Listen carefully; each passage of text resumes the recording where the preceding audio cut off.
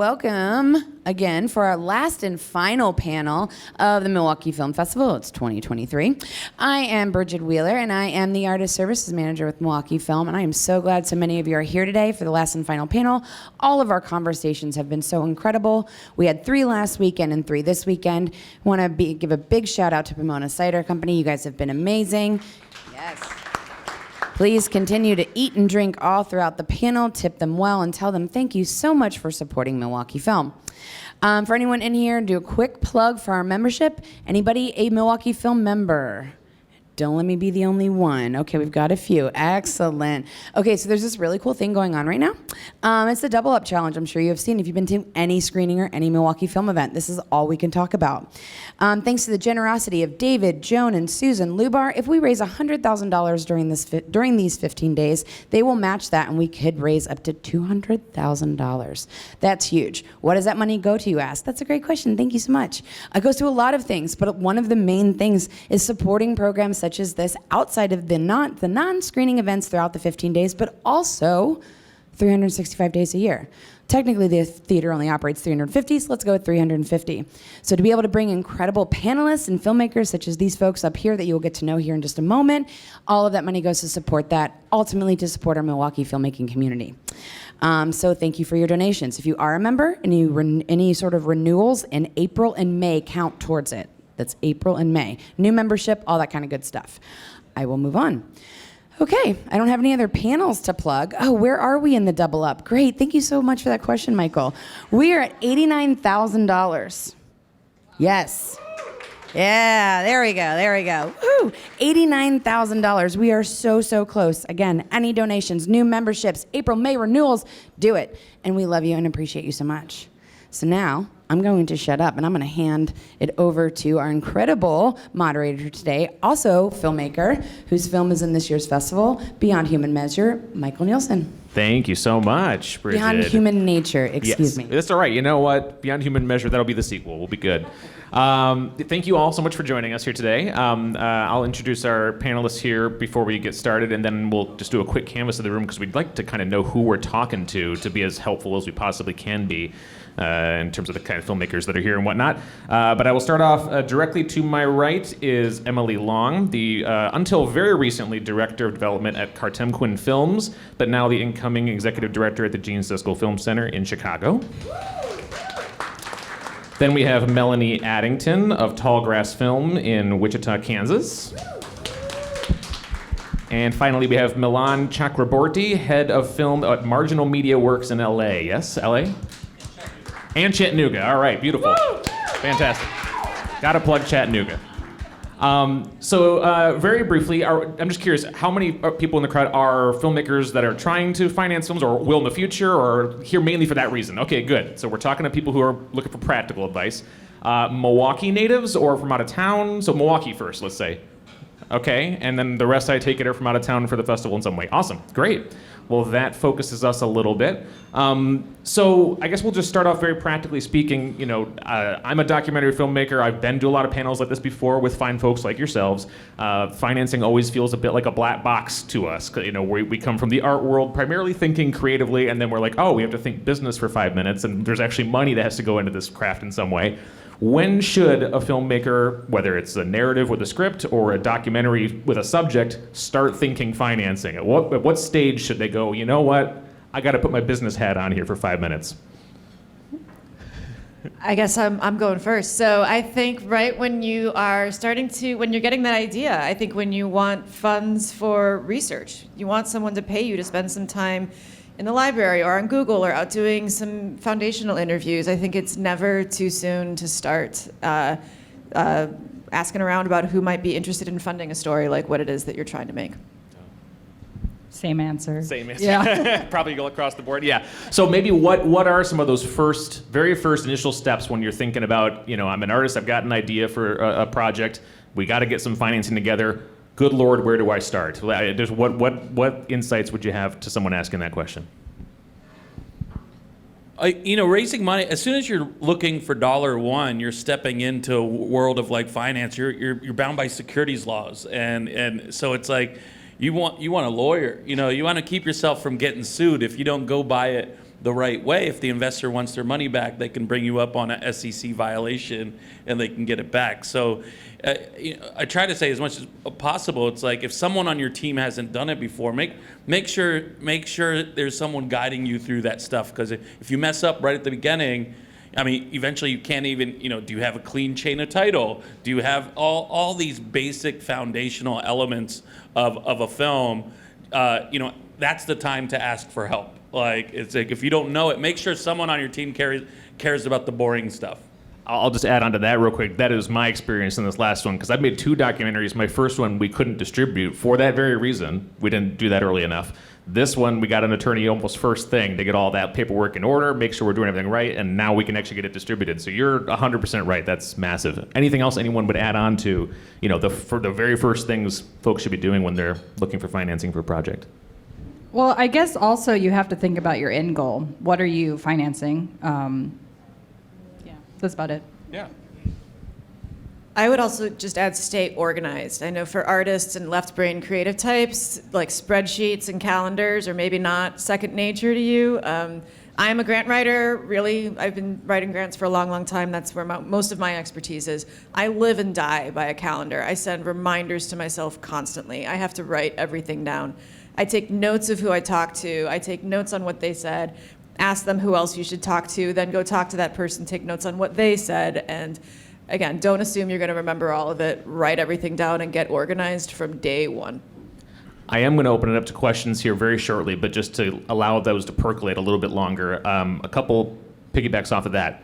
So you mentioned grant writing. That's where your expertise primarily lies. What are the primary financing sources beyond grants? So we have grants. I know we have, just frankly, who like friends and family type stuff. What else are kind of the primary sources for independent filmmakers like the folks in the room here? I'm going to plug this since Clay's right there, but crowdfunding with Seed and Spark is a great way to do it because they actually train you to do it properly and not fail. So it's really, if you don't know how to get into financing, that's such an easy first step. Has everyone here heard of Seed and Spark before, I assume? Okay, so we're all very aware. Good, awesome. I guess the other side is private equity. So, and debt financing, whether it's a tax credit or if you can get a distributor to say, once you make this film based on your elements, I'll buy it for this. That paper, if it's good, you can get a loan off of that. And tax credits, whether it's state or Canadian or international. So. Yeah. And so I know that when I used to sit in panels like this, the thought that was going through my mind is, these all sound like great things I could do. I don't know anybody that I can talk to about this. Obviously the age-old question, or the age-old answer to a lot of the stuff is networking, right? But we want to give something more than that, maybe. Is there anything we would say to somebody who's like, I'd love to do all this, I can get an attorney, I can do all that, but I don't know the first person. What should I be doing here? How should I go about this? As a festival person, I would say you have your resources. Where's Bridget? That is your resource right there to help you find the right connections locally. Absolutely start with your local people who are already there to support you. And tell me a little bit about that with what you're doing in Wichita, because I know you've been doing with, what was the name? Tallgrass. You've been doing that for a little while now. So is that... Yeah, I'll stop taking your mic. Oh, no, that's fine. Well, actually, I was at another festival till 2 years ago. But yeah, we do, like Milwaukee, have an alliance where we train our filmmakers locally. We're building up some grant resources that they didn't have before, but I've had that at my old festival. So just being not just a place that you can show a film and then have an audience and then never talk to again, but creating year-round resources for filmmakers is what I believe in for regional filming. Sure. Milwaukee Film has a ton of those. Come by me afterwards if you'd like to learn more. Perfect. That's what we want to hear. There's always what I always heard was the age-old no-go zone of you do not spend your own money on your film. Is that something you all ascribe to, or how do you feel? Look, if you're not comfortable enough to spend your own, why should you spend someone else's? On my first few films, I've now produced and executive produced over 25 films. I made a rule. I don't come from any money or anything like that, but until I understood what I was doing, I wasn't going to ask anyone in my network, because losing a friendship for this isn't worth it to Definitely me. not. And I figured if I can convince a stranger, it's their own fault. Like, because I'll give them every reason not to. I start talking about all the reasons someone shouldn't invest in film. It's part of what you legally have to do. You have to give people like the risk statement. Here's why. And sometimes that person that writes the $10,000 check can be a lot more pain than the person that writes you $1 million check. So it's.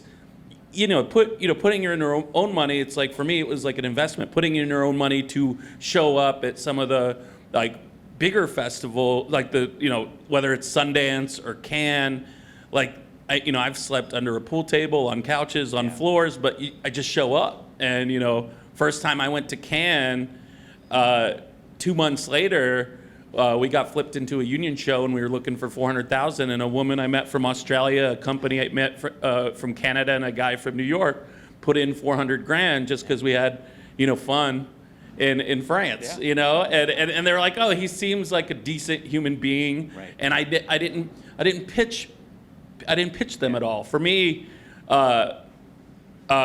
getting investors is more a listening exercise than it is always talking. What are they about? What are they for? I slot investors in kind of two buckets. ROI, they're wondering, how am I going to get my money back? You want like debt financing or very last in first out kind of stuff. And the other is what I call ROE, return on experience. They care about a certain subject, they care about red carpets, they care about a certain film festival, and you approach that differently. So finding out what they're about. That's why researching, like, look at films that are your comparable. The executive producers are listed right there. And it's just like, find out where they're going. Find out. It's a long game. Yeah. Well, and obviously everything you're saying behind all that is, the meeting people, the getting their trust, the being honest with them, and speaking from my experience as well, throughout that whole process, it's about communication, right? When somebody has agreed to be part of this in some way, don't let them stay in the dark too long about what's going on with their money, what's going on with the project, all that kind of stuff. I would like to open it up. If there are immediate questions, we can jump to some. Otherwise, we can keep talking up here. But I do want to see if there are any immediate thoughts people had. Was there one? Oh, I'm sorry. Yes, yes, sir. When you're talking about a lawyer or an attorney, are you talking about a contract lawyer or an entertainment lawyer, or which specific type of attorney lawyer are you? I mean, yeah, you definitely want somebody that's a little bit more on the intellectual property expertise. But anyone who can draw up a contract is okay if that's all you have. But I would say every city in America has at least one entertainment attorney, or can resource you out to the right person. And if I can, one great resource to work with is a lot of schools and universities have law clinics where you've got that are overseen by licensed attorneys who've passed the board and whatever, and they've got students that'll work on intellectual property agreements and things like that for you for either no cost or very low cost. And that your lawyer situation might change. Like a different lawyer might do your initial company formation and that kind of stuff, and then you will want a more entertainment related for your contracts and your film related stuff. So you might have like a little battery of lawyers, because some great entertainment lawyers, they don't like production law. It's just labor intensive, and often they can't charge independent films what they'd like. So. I would add to that, it's also maybe a little different for documentary and narrative where you're heading. To add on that, documentary narrative, when I started this documentary, I literally looked up on IMDb comparable projects and just looked up who handled legal on IMDb, and I cold called. That's how we got our attorney that we've had for the last 7 years on this project. So yeah, that turns out really well for you as well. What other problems are people facing right now? If you're thinking about your own projects and you're needing to find some financing, are there immediate issues you're running into, or questions or black boxes you're facing? Anything like that? I mean, we can keep talking. I got something. I got more. That's right. Everyone's got money. We're good. Why are we even doing this? No. Yeah. So, you guys have all had a lot of experience in various parts of this world. Are there any anecdotes that come to mind that are like real lessons that people might glean, other filmmakers or films that you've seen or worked with that have, in the financing in some way, either learned a lesson hard through trouble or learned a lesson easy because something really worked out a certain way, or anything that comes to mind that people might glean some insight from? Oh, I'm sorry.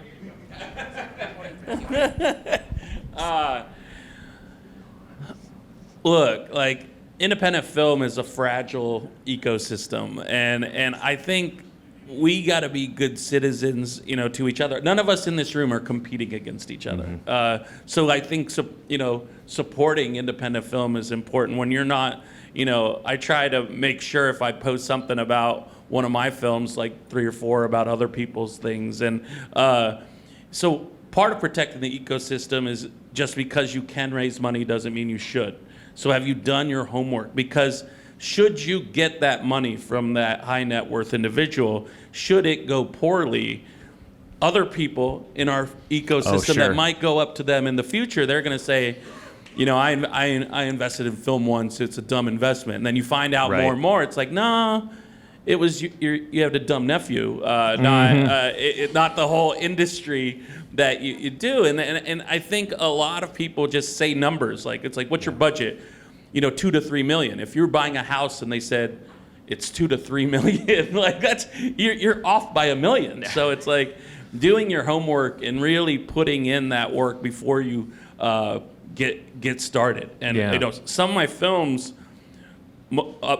are profitable not because we made tons of money, but we made enough, so we find the right budget for what we think the market is. That's a great point, and you made me think about trying to. You're right. Yeah, right. It is a great point. That protecting of the ecosystem. Yeah, once you get that money, it's now a huge responsibility not to give them a bad experience, not to make them now want to never fund a film again. Right. So, there's definitely that being mindful of that ecosystem.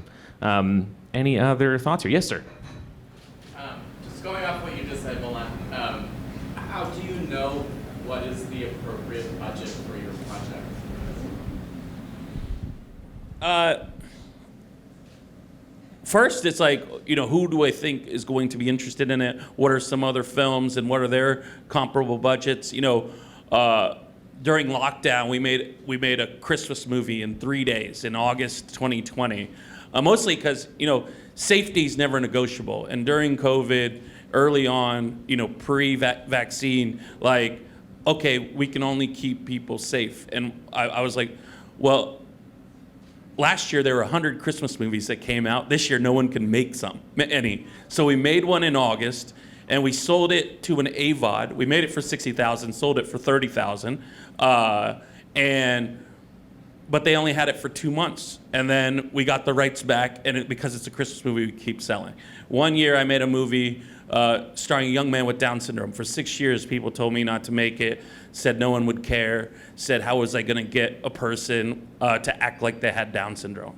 So they're looking at historical data. Well, historical data, just like if you don't support women, if you don't support people of color, if you don't support LGBTQ, well, we'll never have the numbers that justify that value, right? So what the number I was looking at was there's 400,000 people in America with Down syndrome. That meant 400,000 families and advocacy groups. It's not a coincidence that, like, we had 500,000 Facebook fans and did 1.2 million in the box office. We premiered at Dallas. We won the Audience Award at Heartland. But that's better than most Sundance films. So it was identifying that underserved audience is a great tool, because you're never going to have that number that just says yes, you should do this, unless you get you go with a big star or international and it's an action.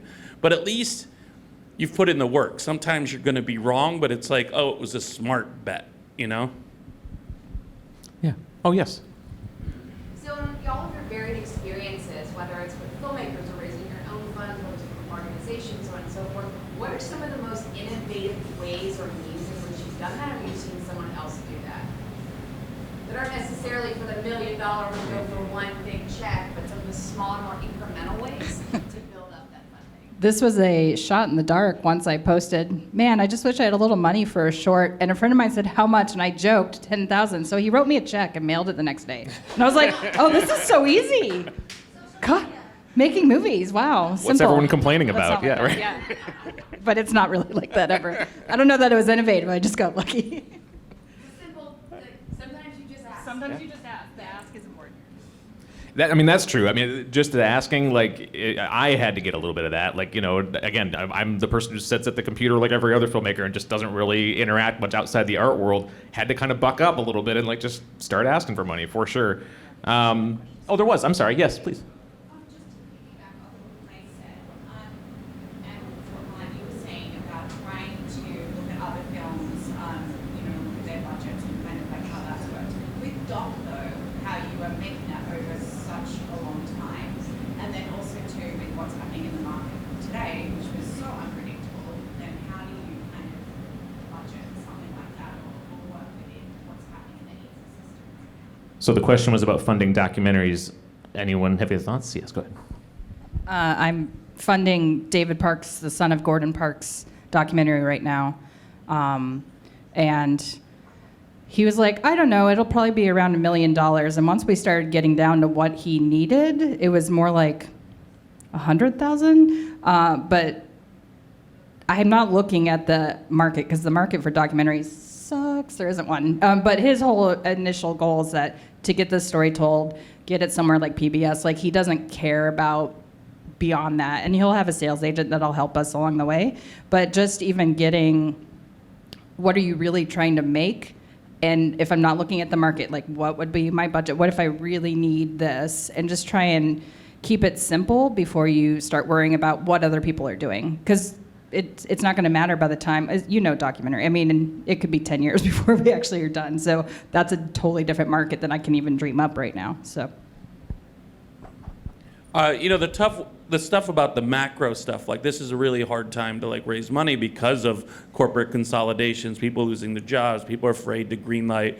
So sometimes you just get a bad break. Like, right now, like, I've told some filmmakers, it's like, if you can afford to be patient, wait. Because it's like, it's like we heard that phrase, unprecedented times. So it's like that's tough. So right now it's a great time to create value, for your film. A few years ago, some filmmakers came up to me, and they'd been rejected from Sundance, South by, and Tribeca, and they're like, "Hey, can you help us?" They'd already made the film, and I was like, "What do you want me to do?" And I watched it. I was like, this is a really good film. This is an important film. I was like, I'd take like 5 minutes out and I'd change your voiceover into, let's get a real actor to do it. And we brought in Anika Noni Rose, who was the voice of the first Black Disney princess. And she killed it. And they're like, the film's so much better. Let's do Sundance. And I was like, we're going to be in the same place next year. And we got into Austin Film Festival, won the audience award, won the jury award. And I was talking to the investors, like, what do you want to do? They're like, sell it. I was like, nobody's going to buy it. I was like, it's going to take me a while. But I think if we get an A-list executive producer, and I think on your film you have Sarah Silverman, which you've already done the right steps, About 6 months later, I brought on Morgan Freeman, and that film sold for more than its budget, got nominated for 3 Independent Spirit Awards, and actually had people could actually see the film and get it out there, but it took patience on the part of the filmmakers to make sure to be prepared for the marketplace or put a best foot forward. And it's tough to say make sure you find a celebrity or make sure this, but like buyers right now, eventually they're going to need stuff for with this writer strike. Who knows how long it goes? Like, eventually some of the corporate stuff is going to normalize, and whether it's this fall or next year, it's going to be a seller's market again. Right now, it's a buyer's market, unless these people, they have their jobs, right? And they get fired not for their no's, they get fired for their yeses. So it's just easier for them to say no. And we're at that point again. It's like I think it was Deadline the other day, like, look at all these low-budget horror films making money. It's like, we've already done this. Like, this is like round 12 of that. Like, we figured out that the low budget can make money if somebody just takes a chance. So, yeah. Absolutely. Any other questions lingering at the moment? Yes, sir. I was just wondering, like, what are some of the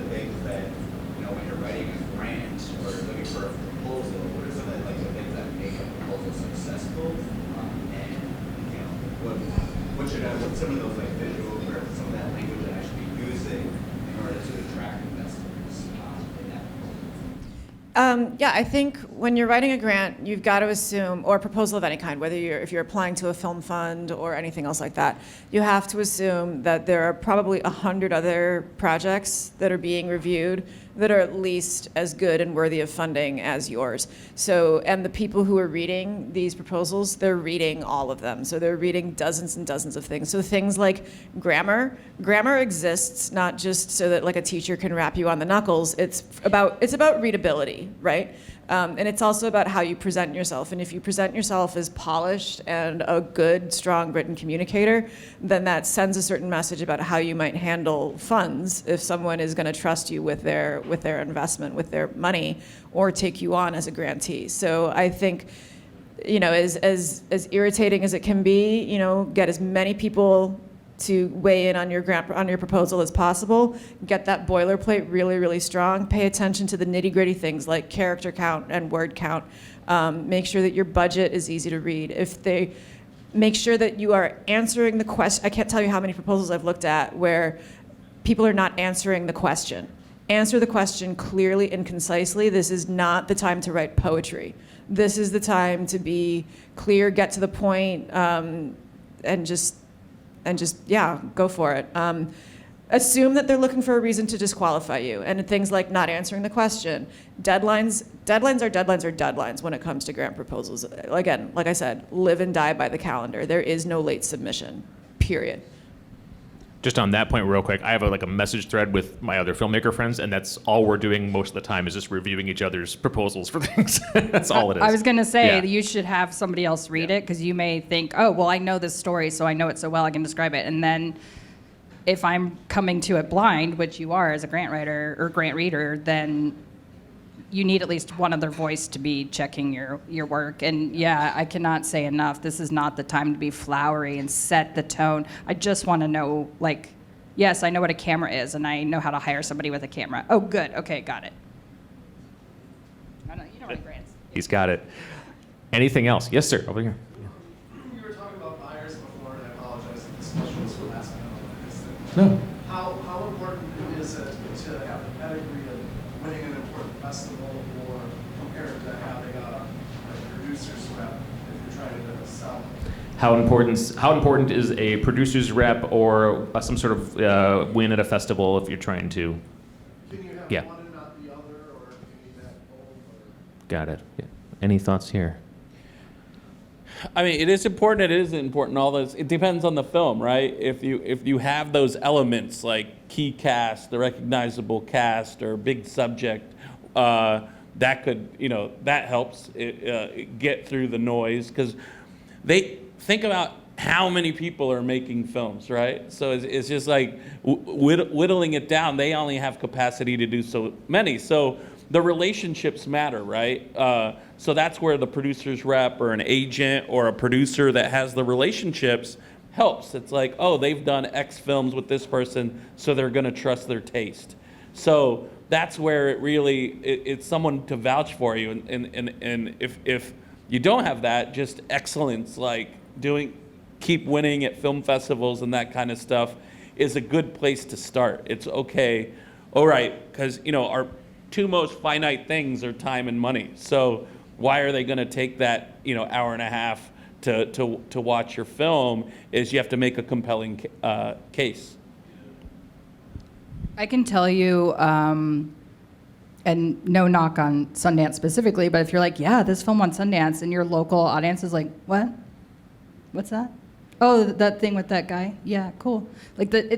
So I don't know that that's the only way forward. I used to teach a film festival strategy class, and I gave every student a film that won big at Sundance and then disappeared, and make them follow the trail. There's not one success model. I think really the only answer is persistence and staying in the game. A lot of people talk about Sundance. Sundance can be a blessing and a curse. I've had 3 films there.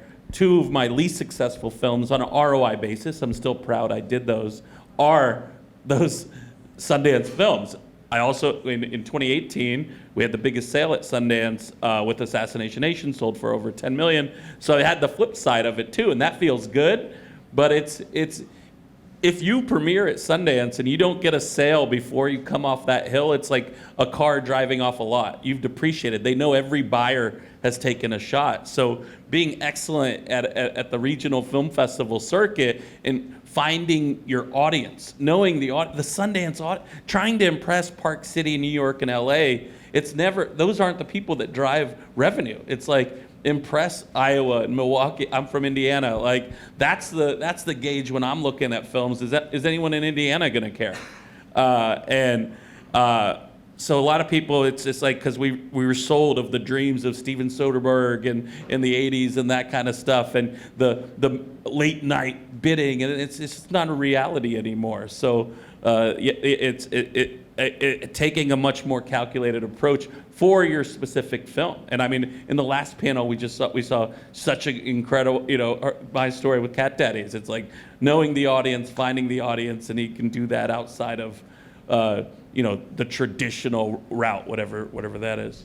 And just real quick to add on to that, the idea that it can be important or cannot be important depending on the circumstance. So my film was a true crime film specifically, so that's why I went on IMDb and looked for a lawyer that had done true crime before, because I wanted somebody who'd navigated that kind of dichotomy before. But that lawyer became everything to me. That lawyer connected me with the distributors, connected me with the producers' reps, connected me with people that I'd never met before who actually might be able to help get it across the line to a distributor. And yes, we have those conversations about like, well, if this was a festival darling, I might be able to introduce you to this person, but I can't because it wasn't a festival darling. We had a lot of those conversations. So it was specific to the film and every piece of context along the way, but I was very surprised at how much a lawyer became not a lawyer to us. It became a whole lot else. So definitely see what can happen. But yes, Bridget, yes. Emily, question for you. It seems like grant writing, I hear a lot when I'm talking with filmmakers, can be this really mystical thing and kind of scary. For someone who doesn't necessarily have a background in grant writing, there's some good resources available resources to folks. Like if I needed to write the grant myself and they're not in a position to hire someone to do that, what would you recommend? Yeah, so the good news is that nobody who writes grants has a college degree in grant writing, right? It doesn't exist. So everybody who does it has taught themselves how to do it, and you can too. And I did, I started out, I was in New York, and I was working for a very small grassroots media literacy education organization, and had to raise, we had to raise all of our funding from nothing. Like literally, we were doing programs for free and then going out and trying to extol the value of those programs through grants and proposals to elected officials, to foundations, to other community organizations, to individuals. I took every free grant writing opportunity that I could find. The Foundation Center, which is now Candid, is a really great place to start. There's a lot of free. Again, I was in New York, so they were the workshops were in person. They were either free or very low cost. Wherever you are, there's probably a nonprofit resource center. I don't want to guess at what it might be called out here from Milwaukee, but there's usually coalitions of nonprofit support groups that are out there, and grant writing and proposal writing is often a part of that. Those are really strong places to start. I think if you can't afford to hire a grant writer, maybe that grant writer would be willing to share with you some other resources for how they got started. There's no shortage of books at the library that you can check out that are about grant writing and proposal writing. There's a ton of free stuff out there. And like I said, the good news is that's how everybody learned how to do it. And also these are all very female specific, but Chicken and Egg, Film Fatale, Brown Girl Doc, all of them do grant writing workshops over Zoom. You don't have to be from anywhere. Film Independent does a lot. There's so many resources because the grant readers don't want to read a billion bad grants either, so they'd rather teach you to do it right. When I started reading NEA grants, I became a better grant writer because I was reading a lot of different perspectives outside of my own. It helped a lot. So even just volunteering, help read grants for Milwaukee. Just tell Bridget. Yeah. I live here in Milwaukee and work in Milwaukee and Madison with film, so I just bought a lot of cups of coffee and pick people's brains. So seriously, I mean, even without the institutions at your side, like just if you find somebody who does it for a nonprofit, as they were saying, yeah, just buy them a cup of coffee. Any other questions for folks? We got a lot of good expertise up here. Yes? I'm curious if you're talking about Sundance. Our player statuses are sort of a pain in the butt for filmmakers. I mean, it's exciting, but it's also feels, you don't get into a festival because you've already had a world premiere at another festival and things like that, and kind of waiting for a North American premiere. It feels like it's really important to, I don't know, continue to learn film, but I'm wondering, because we're talking about regional film, if that's changing at all, if that still seems the same, like if we don't get into Sundance and Mecca and these bigger fests, are we just like, it's gonna... So the question, real quick, is just like about the currency value of that premier status. Do you save it? Do you hold on to it? Is it changing? Please, yeah. There's a million answers to this, and it's going to depend on the festival and the programmer. But I can tell you, even all the big guys that used to not are now like, here's our festival favorites from other fests. So it's slowly changing. I loved what, again, Clay, you're just right in front of me, so I'm going to keep bringing up Seed and Spark. But like during the pandemic, Emily Best, his Seed and Spark founder, was like, why don't we just all collectively wipe away all of that? Just let people play everywhere. And a lot of festivals, I don't know how many, signed up. And it was such a great time because there was none of this like fighting and like, you got to drop this festival so you can play. Nobody was doing that. It was wonderful. It's starting to creep back in. And obviously, like, your world premiere matters. Your regional premiere, not so much. Maybe your US premiere. But, there's like maybe 3 premieres that matter. Again, if you're trying to actually sell a film, that's a very different route. If you're short, support your local festival and get your hometown love. Nobody's going to care if you premiered at Sundance or Toronto or Milwaukee if you're short. It's not a big issue. And this is also knowing your film and your film festival circuit. Like, if you're a horror film, having a premiere at Fantastic Fest in Austin or Fantasia in Montreal is just as strong as a major festival. If you premiere at Hot Docs or some of the great documentary festivals, so it's once again kind of knowing your audience and you might want to figure out I hate that rule of the world premiere status. It feels like it's only hurting us. Oh, because if you reverse engineer Sundance, well then every film should be shot between like May and August, right, to give yourself enough time, and it doesn't make any sense. So knowing, but it's the reality we live in. On the ROI investors, as soon as you've taken the money, right, the clock is ticking. So the faster you get your film premiered and sales, the quicker they have it back, then the clock stops. So knowing your film and its audience and seeing. Usually it's on IMDb, or you can usually follow comparable films. What festivals have they played, and kind of try to mirror that, because it shows a kind of taste and themes. You'll start feeling like what programmers are looking for and stuff like that. But knowing your film and then and knowing that it doesn't have to play the top fest to still find its audience.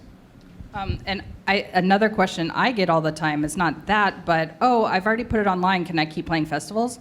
Yes, but don't throw your money away blindly. Ask the festival. We get that question probably 2 or 3 times a week. And it's nice because we'd rather be like, yeah, of course we're going to still support your animation. There's not a lot of outlets for it.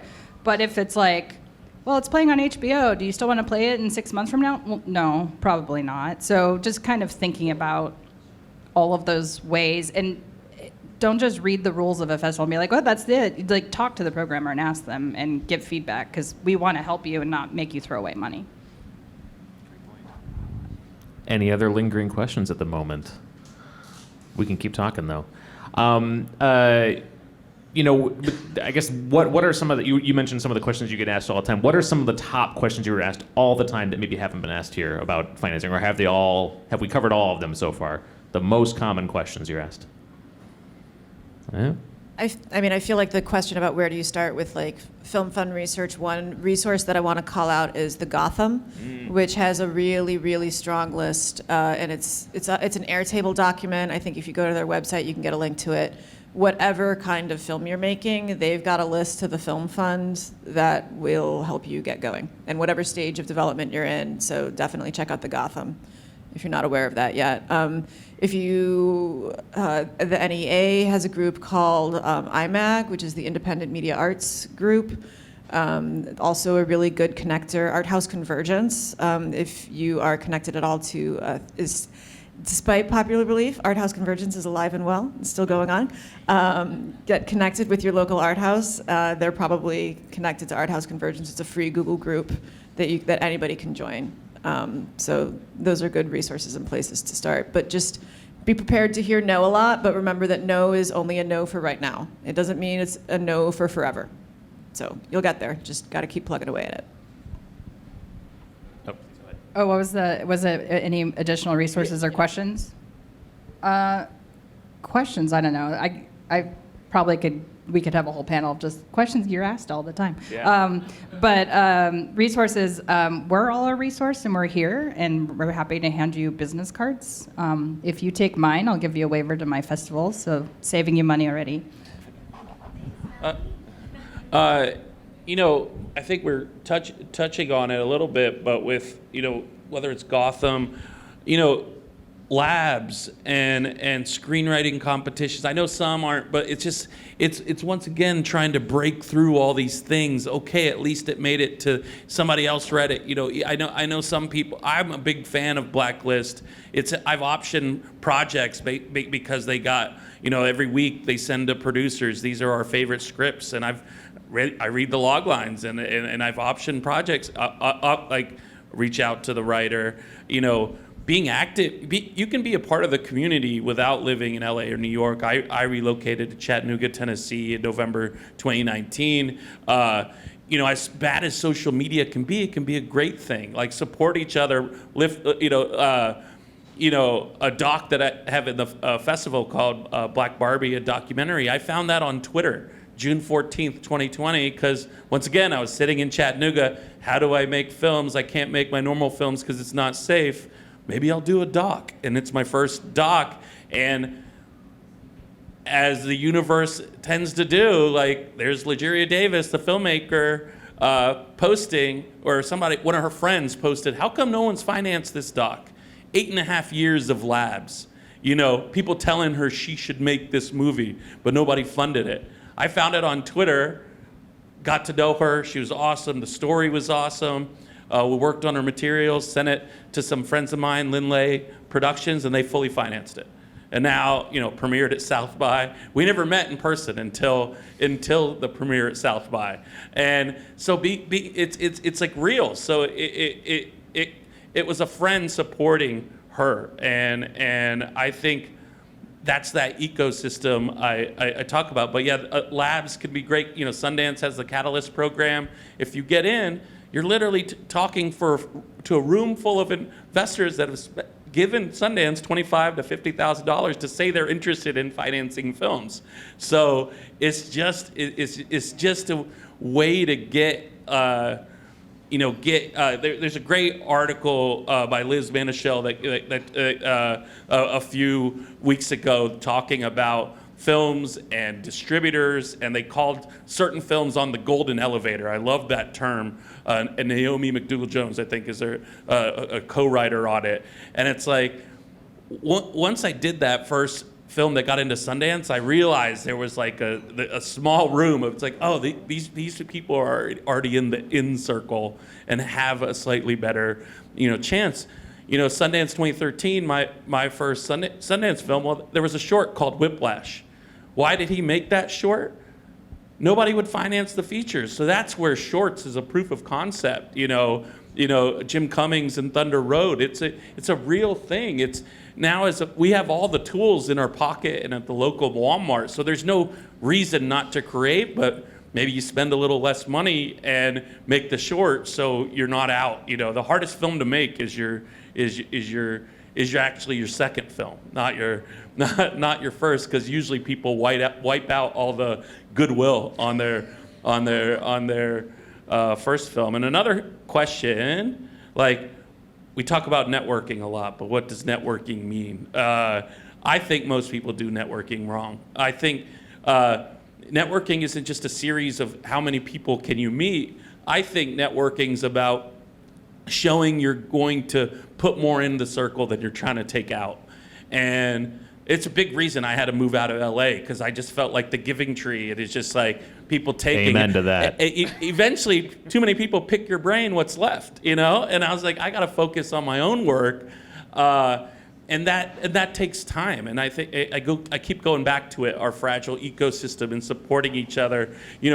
I occasionally go to Seed and Spark and just put it. Oh, somebody will post, or Emily will post. Hey, this is a good film. Here's $5. Here's $10. For less than the cost of a cup of coffee. We can support the ecosystem. Tweeting. When you go see a film, tweet about it. And eventually, a lot of friendships I've made have come through just being that part of that ecosystem, showing that I'm here to help and I'm here to support, and that also trying to build my own career. Just on that point real quick, experientially, when I buy all those coffees for folks in Milwaukee and Madison, I really, really work hard not to ever leave that without asking, and what can I do for you also? How can I help you with this? Is there something that we're talking about here that can aid you in what you're doing? Because you're right, you leave a lot of those conversations and that question never gets asked, and it's sort of like, well, what is this, a one-way thing? Like, we got to find a way to help each other, for sure. And also, again, grant writer, fundraiser in me, do not forget to say thank you. It is one of the most basic things that people miss. When you have that pick your brain conversation, even if you bought the coffee, follow up. I think you have a 24-hour window to say a really sincere thank you. Here's what I took away from meeting with you. It's so simple. Yeah. People don't do it. You Never lose relationships that way. Yeah, and never a danger in overthinking. you could, I'm more than willing to do that, for sure. Any other questions in the room for that? Yeah? Yes, sir. Has anybody on the panel,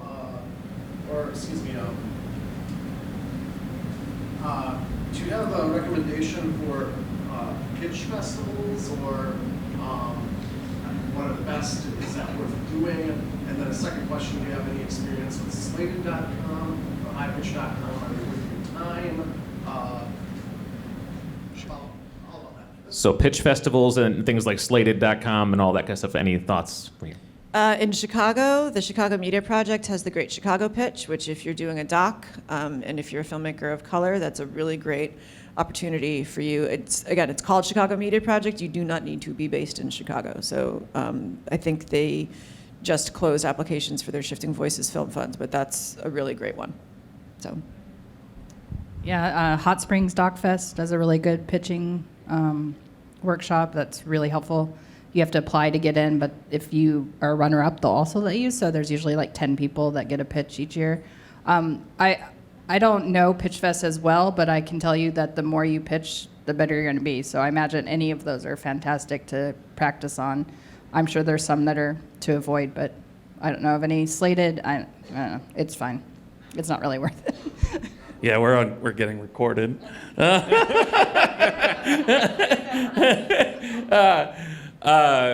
Austin Film Festival is a great one. Austin Film Festival is known as a writers' film festival, so it has a very different energy. It's a bunch of introverted writers than like a bunch of loud producers at other film festivals. So that's a great one.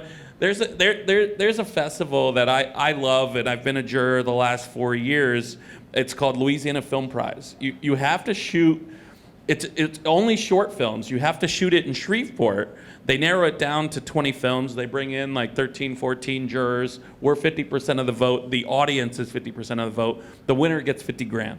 For a short. So for a short. So it's like, but for me, it's one of the purest film festivals because in the end, it's a lot of local Shreveport people that have worked on every film, and they're really supporting each other, and it's a beautiful thing. So if anything, you come out of it with a lot of inspiration. But what a lot of those what a lot of those shorts are proof of concepts, that well on the feature they want to make. Yeah. Any other questions? Oh, I just want to say Oh, yeah. that, speaking of Liz, making movies are hard, or is hard. Yeah. Whatever that podcast is, it's fantastic. Other than mine, skip that one, but you should watch all of the others. Anyone else here? We're coming up on time, but I just want to make sure that we take advantage of who's all here. So yeah, okay. Well, obviously everyone's here, so they'll be around to talk more in the few minutes after this. But thank you all so much for being a part of this panel. Thank you.